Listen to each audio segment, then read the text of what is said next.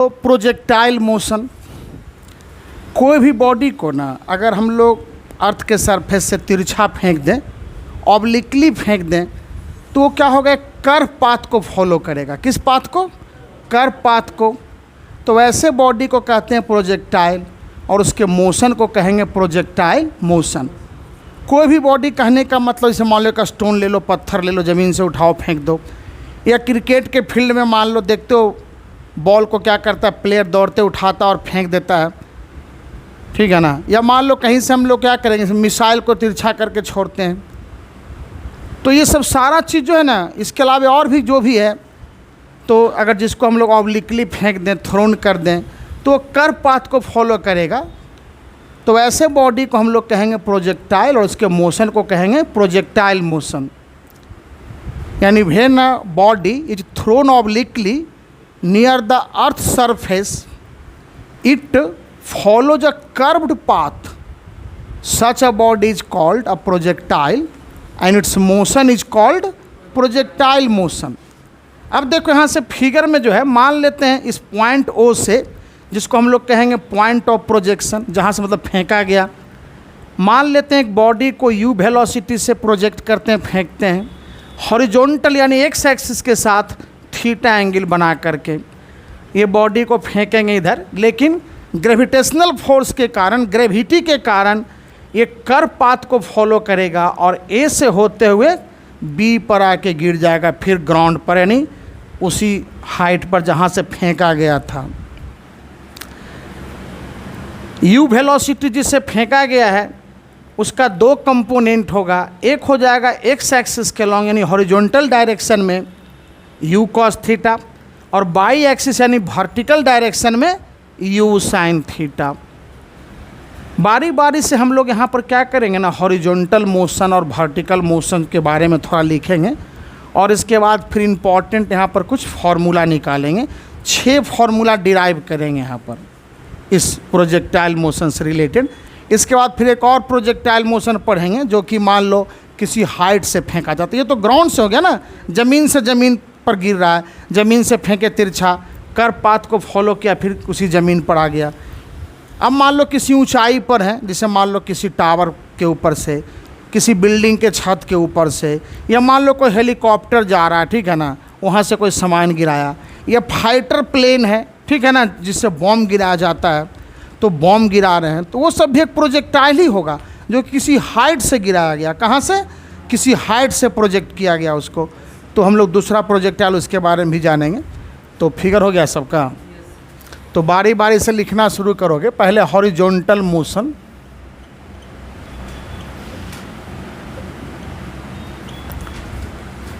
Horizontal motion में देखो जो इनिशियल वेलोसिटी है ना एक्स एक्सिस के लॉन्ग, वो है यू कॉस थीटा, यानी यू एक्स हो जाएगा you cos theta.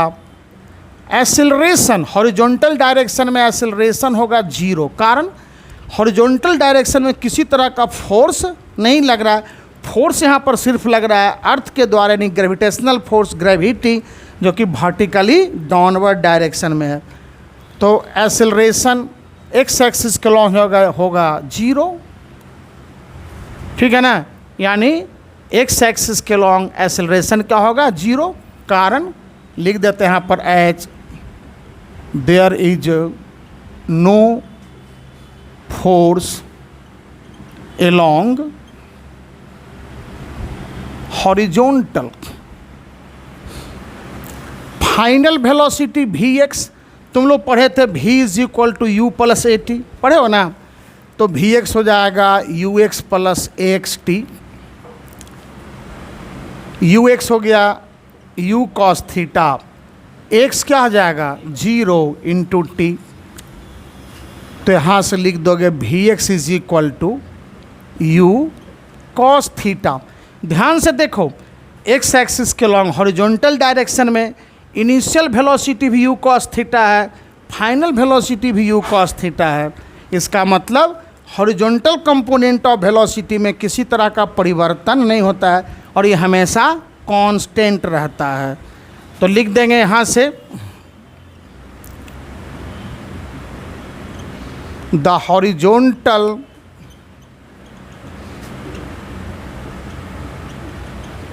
component of velocity remains constant throughout the motion of the projectile। ये हो गया। इसके बाद मान लो एक हम लोग रिलेशन और देखते हैं बाई, जिसे तुम लोग पढ़े थे ना, s is equal to u t plus half a t square, पढ़े थे ना। अब बाई लिखेंगे ना तो ये हो जाएगा you X T plus half X T square. U X यानी U cos theta into T plus half X, तो हाफ एक्स हो गया 0 इंटू टी स्क्वायर, तो ये पूरा 0 ना हो जाएगा। सॉरी, यहाँ पर x बराबर लिखेंगे, हॉरिजॉन्टल लिख रहे हैं ना, तो x, ठीक है ना। तो हॉरिजॉन्टल यहाँ पर है, हॉरिजॉन्टल मोशन में x लिखेंगे तो x हो जाएगा you X T plus half X T square. You cos theta हो गया, यू एक्स के जगह पर टाइम रहने दिए, हाफ x बराबर 0 है तो 0 लिख दिए टी स्क्वायर, ये पूरा का पूरा 0 हो जाएगा। यहाँ से x इज इक्वल टू लिख देंगे यू टी कॉस थीटा। तो ये हो गया हॉरिजॉन्टल मोशन के लिए। अब वर्टिकल मोशन के लिए लिखेंगे, वर्टिकल मोशन। वर्टिकल मोशन में देखो इनिशियल वेलोसिटी क्या है, यू साइन थीटा, तो यहाँ से लिखेंगे u y is equal to u sine theta. और एक्सेलरेशन यहाँ पर a बाई हो जाएगा माइनस जी, क्योंकि वर्टिकल डायरेक्शन में अर्थ के द्वारा फोर्स लगेगा वर्टिकली डाउनवर्ड डायरेक्शन में, जिसके कारण बॉडी में एक्सेलरेशन होगा, एक्सेलरेशन ड्यू टू ग्रेविटी के बराबर। और मान लीजिए यहाँ पर हम लोग माइनस ले लेते हैं, ठीक है ना, क्योंकि वर्टिकली डाउनवर्ड डायरेक्शन में ऐसे जी का वैल्यू हम लोग हमेशा माइनस लेते हैं, मोशन अंडर फ्री फॉल में पढ़े थे, लेकिन यहाँ पर चलिए उसको हम लोग वर्टिकली डाउनवर्ड डायरेक्शन को माइनस मान के चल रहे हैं, ठीक है ना। तो ये माइनस हो गया, तो a बाई हो गया माइनस जी। यहाँ से भी लिखोगे v बाई फाइनल वेलोसिटी तो हो जाएगा u by plus a by T. u by कितना, u साइन थीटा ना, u sine theta, a by हो जाएगा माइनस जी, तो प्लस माइनस माइनस और t रह जाएगा। उसी तरह से अगर लिखेंगे बाई तो ये u by T plus half a by T square. u by कितना है, u साइन थीटा ना, और t लिखेंगे तो u T sine theta. a by की जगह पर लिखोगे माइनस जी, तो प्लस माइनस हो जाएगा minus half g t square हो जाएगा। ये हो गया। उसी तरह से अगर चाहेंगे एक रिलेशन ये भी यूज कर सकते हैं, v बाई का स्क्वायर माइनस u बाई का स्क्वायर 2a बाई बाई। अब उसी तरह से यहाँ भी वैल्यू बैठा सकते हैं, हमको पता है कि u बाई क्या है, v बाई क्या है, a बाई क्या है, लेकिन इसको रहने दीजिए, ठीक है ना। तो इतना पहले लिख लेते जिससे path of projectile. Path of projectile देखो, अभी थोड़ा देर पहले जो है ना, अभी थोड़ा देर पहले क्या जाने, हॉरिजॉन्टल मोशन, वर्टिकल मोशन। तो पाथ ऑफ प्रोजेक्टाइल में हम लोग एक फार्मूला निकालेंगे और इसके आधार पर ये जानेंगे कि पाथ कैसा होता है प्रोजेक्टाइल का, ठीक है। तो पाथ ऑफ प्रोजेक्टाइल थोड़ा देर पहले पढ़े थे, since x is equal to u t cos theta. यहाँ से t लिखोगे तो हो जाएगा x divided by u cos theta.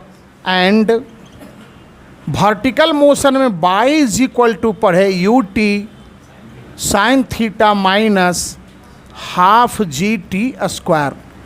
यहाँ पर जो टाइम है ना t, उसके जगह पर पुट करेंगे x by u cos theta, तो लिखोगे यहाँ से x by u cos theta, time की जगह रख दिए, ये वाला u रहने देते हैं, ठीक है ना, इंटू यू, और ये साइन थीटा भी रहने देते हैं, minus half g t square है। तो यहाँ पर इसका स्क्वायर करके लिखेंगे तो हो जाएगा x square by you square cos square theta. देखो u से u कैंसिल हो जाएगा, साइन बाई कॉस क्या होता है tan, तो ये बाई इज इक्वल टू हो जाएगा x tan theta minus g x square divided by 2u square cos square theta. ये एक फॉर्मूला है, ठीक है ना, काफ़ी इंपॉर्टेंट फॉर्मूला है। अब यहाँ से ध्यान से देखो, मान लो let a is equal to tan theta and b is equal to minus g divided by 2u square cos square theta. यानी tan थीटा को a मान लेते हैं और g by 2u square cos square theta minus sign के साथ b मान लेते हैं।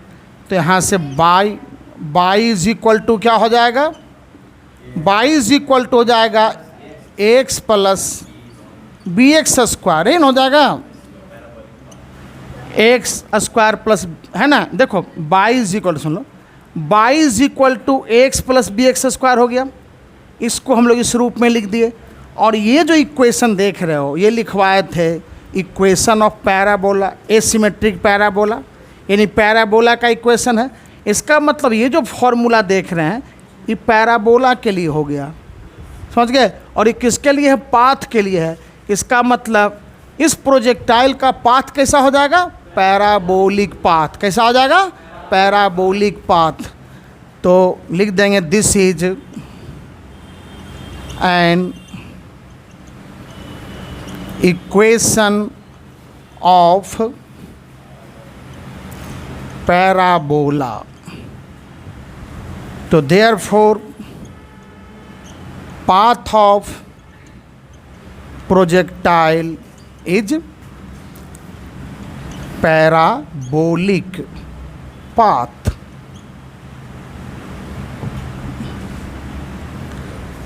नेक्स्ट लिखोगे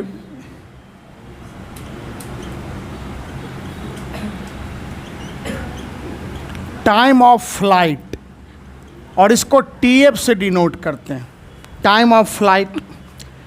देखो प्रोजेक्टाइल को O से फेंका गया है, A होते हुए B पर पहुंचा, इतना ही समय तक नहीं ये हवा में उड़ता हुआ रहा। इतना ही में जो समय लगता है उसको कहते हैं टाइम ऑफ फ्लाइट, यानी time taken by the projectile two follows the path OAB। इसको लिख देते हैं यहाँ पर, time taken by the projectile to follow the path OAB। अब देखो तुम लोग एक रिलेशन पढ़े थे वर्टिकल मोशन में अभी थोड़ा देर पहले, y is equal to u t sine theta minus half g t square. एक चीज़ सुन लो ध्यान से, अगर प्रोजेक्टाइल को O से फेंकते हैं, A होते हुए B पर जाएगा, तो इसमें से कौन सा क्वांटिटी जीरो होगा,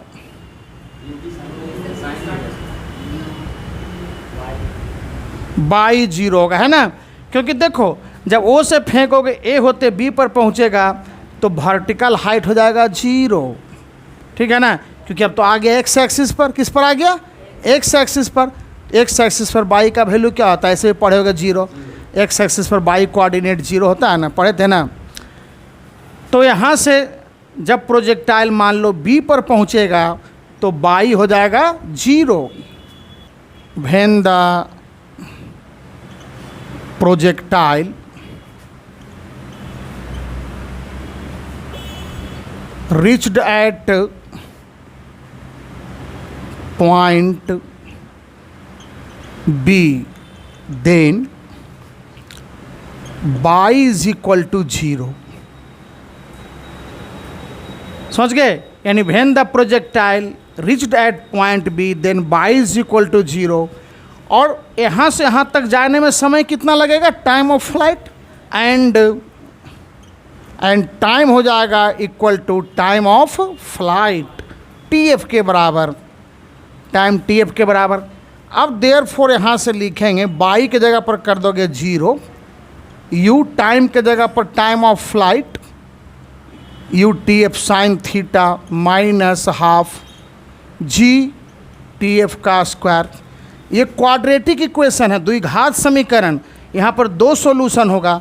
यहाँ से टी एफ कॉमन लेते हैं, 0 is equal to t f into u sine theta minus half g t F.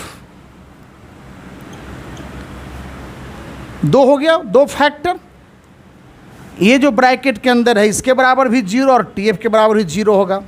तो यहाँ से लिखेंगे u sine theta minus half g t f is equal to 0 और t f is equal to 0।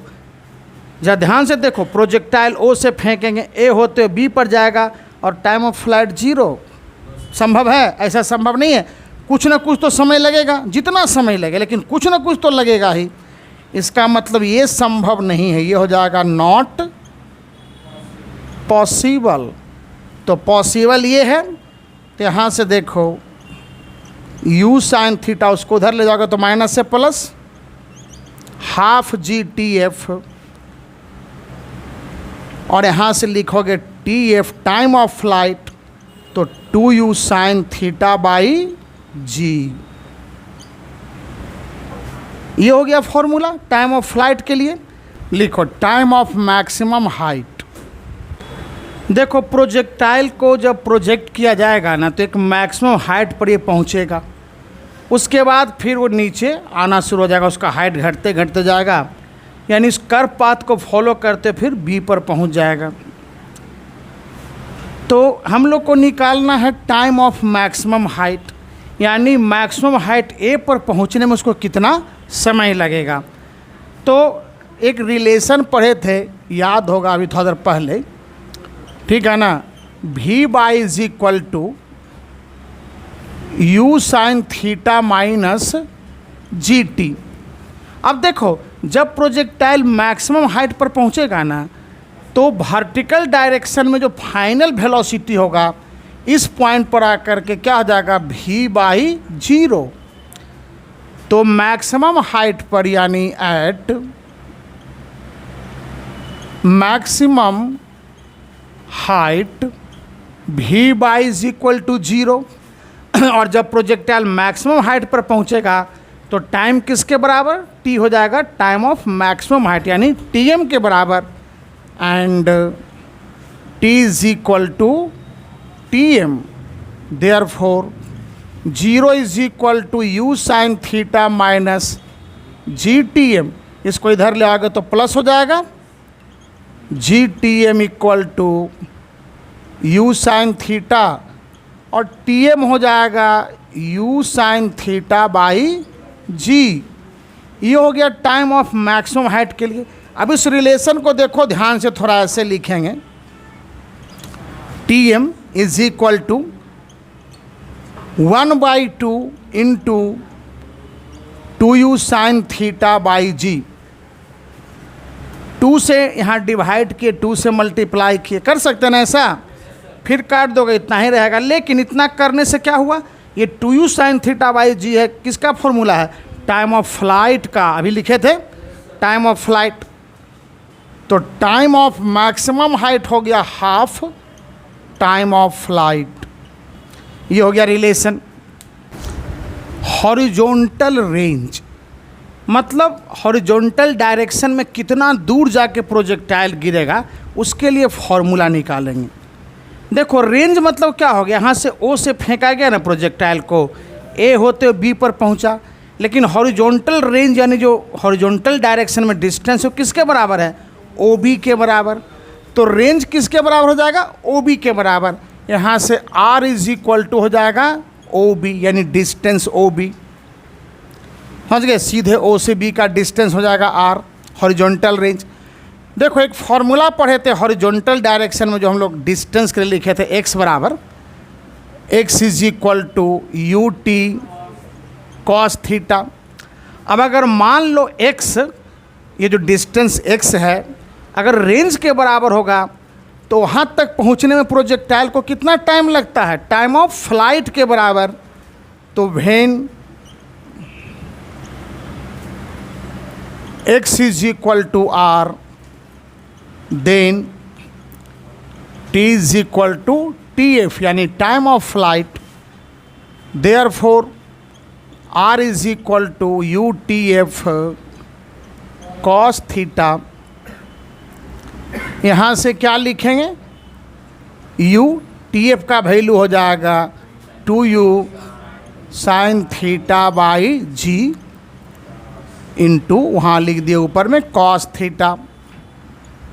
तो r is equal to हो जाएगा 2u square sine theta cos theta by जी।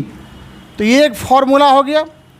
अब देखो इस फॉर्मूला को दूसरे तरीके से भी लिख सकते हैं इस तरह से, r is equal to u square sine 2 theta by g.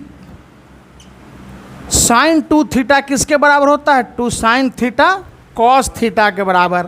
तो यहाँ पर 2 साइन थीटा कॉस थीटा की जगह पर लिख दिए साइन 2 थीटा। यहाँ लिख देते हैं since sine 2 theta is equal to 2 sine theta into cos theta. अब देखो मैक्सिमम रेंज मतलब कितना सबसे ज़्यादा दूर फेंकाएगा, for maximum range sine 2 theta, for maximum range sine 2 theta equal to 1, और 1 किसका वैल्यू है, साइन 90 का। तो यहाँ से लिख देंगे sine 90 degree, 2 theta equal to 90 degree, theta equal to 45 degree. यानी मैक्सिमम रेंज अधिकतम दूरी तक फेंकने के लिए ज़रूरी है किसी बॉडी को अगर हॉरिजॉन्टल के साथ 45 डिग्री एंगल बना के फेंकेंगे तो सबसे दूर हो जाएगा। और यही सब जो होता है, जैसे मान लो जो एथलेटिक्स वगैरह है, जैसे जैवलिन थ्रो में नीरज चोपड़ा मान लो मेडल जीता, तो ये सब ट्रेनिंग दिया जाता है वहाँ पर कि कैसे बनाना है, दौड़ते हुए आना है, मोमेंटम गेन करना है और हाथ को इस तरह से घुमाना है कि हॉरिजॉन्टल के साथ 45 डिग्री का एंगल बन जाए, सबसे दूर जाएगा। जैवलिन थ्रो हो, शॉट पुट हो, है ना, थ्रो, डिस्कस थ्रो, ये सब में ही सब ट्रेनिंग दिया जाता है। अगर मान लो किसी प्रोजेक्टाइल को, समझ गए ना, 2 अलग अलग एंगल से अगर फेंका जाए, प्रोजेक्ट किया जाए, अगर दोनों एक दूसरे का कॉम्प्लीमेंट हो, यानी एक थीटा दूसरा 90 माइनस थीटा, उस केस में अगर सेम वेलोसिटी से प्रोजेक्ट करेंगे प्रोजेक्टाइल को, तो जो 2 रेंज होगा वो दोनों सेम होगा। अगर मान लो थीटा, जैसे थीटा से फेंका गया है, तो यहाँ से R1 क्या हो जाएगा, 2u square sine theta cos theta by g. अगर एंगल थीटा है तब ये हो जाएगा। और अगर मान लो एंड दूसरा एंगल क्या है, 90 माइनस थीटा, तो अगर R2 लेते हैं दूसरा रेंज 90 माइनस थीटा पर, तो 2u square sine 90 minus theta into cos 90 minus theta divided by g. यहाँ से लिखोगे 2u square sine 90 minus theta cos theta और cos 90 minus theta sine theta, तो ये हो जाएगा cos theta sine theta by g. Therefore R1 equal to R2, यानी 2 अलग अलग अगर एंगल ऑफ प्रोजेक्शन हो, दोनों एक दूसरे का कॉम्प्लीमेंट हो, क्या हो, कॉम्प्लीमेंट, तो सेम वेलोसिटी ऑफ प्रोजेक्शन के लिए दोनों जो रेंज होगा वो सेम होगा। अब इसको लिख लो, मैक्सिमम हाइट, मैक्सिमम हाइट को ना h से डिनोट करेंगे। और देखो एक फॉर्मूला जो था ना, याद होगा, लिखे थे v बाई का स्क्वायर माइनस u बाई का square equal to 2a y vertical motion में। अब देखो मैक्सिमम हाइट पर जाएगा तो v बाई हो जाएगा 0, तो यहाँ से लिखेंगे at maximum height v y is equal to 0, तो देयरफॉर यहाँ से लिखोगे 0 माइनस u बाई का स्क्वायर 2a बाई, ठीक ना। और देखो मैक्सिमम हाइट पर जाएगा तो ये बाई जो है ना किसके बराबर हो जाएगा, h के बराबर। तो यहाँ पर ये भी लिख दे सकते हैं and y is equal to h, तो यहाँ पर बाई की जगह पर क्या कर देंगे, h कर देंगे, ठीक है ना। तो देखो at maximum height v y is equal to 0 and y is equal to h, तो देयरफॉर v बाई की जगह पर रख दिए 0 minus u y square equal to 2a y h, और a बाई का वैल्यू कितना है -g, तो यहाँ से लिखोगे माइनस u बाई का वैल्यू u साइन थीटा, तो ये हो जाएगा u square sine square theta equal to 2 into -g into h, दोनों तरफ माइनस माइनस प्लस हो जाएगा, h is equal to u square sine square theta by 2g। अब देखो मैक्सिमम सबसे ज़्यादा ऊंचा फेंकने के लिए मैक्सिमम हाइट के लिए साइन स्क्वायर थीटा यानी साइन थीटा का वैल्यू 1 होना चाहिए, तो यहाँ से लिखेंगे for maximum height sine theta equal to 1, और साइन थीटा 1 किसका वैल्यू होता है, साइन 90 डिग्री, तो यहाँ से थीटा का वैल्यू कितना हो गया 90 degree. Velocity of projectile at any time, यानी पूरे मोशन में किसी समय उसका क्या वेलोसिटी होगा वो हम लोग को निकालना है। Velocity of projectile at any time, Vx is equal to u cos theta and v y is equal to u sine theta minus g t. Velocity को हम लोग किससे डिनोट किए हैं, v वेक्टर से। अब इसी का सबसे पहले मैग्नीट्यूड निकालेंगे और फिर डायरेक्शन निकालेंगे, तो लिखेंगे magnitude of v vector, v is equal to root under triangle of vector addition पढ़े थे ना, तो ये हो जाएगा v is equal to root under vx का square plus v y square plus 2vx v y cos 90। देखो यहाँ पर x और y जो है vx और v बाई एक दूसरे का परपेंडिकुलर है, तो थीटा हो गया 90 डिग्री, इसलिए हम पर लिख दिए cos 90। और cos 90 क्या होता है 0 ना, तो इसको ये पूरा हो जाएगा 0। अब यहाँ से vx और vy का वैल्यू पुट कर देते हैं, तो vx कितना है u cos थीटा का whole square plus u sine theta minus g t का होल स्क्वायर, सबको स्क्वायर रूट में रख देंगे।